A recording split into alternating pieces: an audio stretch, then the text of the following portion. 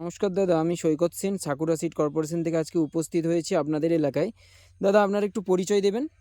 আমার নাম তপন ধন্যবাদ, গ্রাম কুড়িচামট, থানা আচ্ছা, কবিবল্লভপুর, জেলা ঝাড়গ্রাম। আচ্ছা।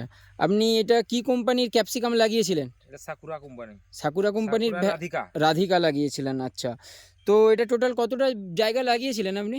এটা কাঠা চার মতো হবে আর কি। কাঠা চারেক জায়গা লাগান, কতটা বীজ নিয়েছিলেন? এই পঞ্চাশ দু গ্রামে, তো এক গ্রামে এক গ্রামে হ্যাঁ মানে হ্যাঁ প্যাকেট, তো হ্যাঁ হ্যাঁ। এখানে প্যাকেট তোমার ওই যে নিয়েছিলাম তাহলে 40-50, এই 60 গ্রাম মতো আর কি। আচ্ছা আচ্ছা।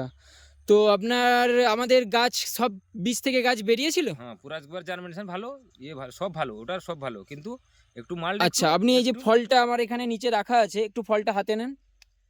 দুটো ফল হাতে নেন। এই যে ফলটা আপনার হাতে আছে, এই ফলটা আমাদের সাকুরা রাধিকা, তাই তো? হ্যাঁ হ্যাঁ, রাধিকা তো রাধিকা। এই ফলটা দেখে আপনার একটু বক্তব্য বা আপনার যেটা ওপিনিয়ন একটু বলুন।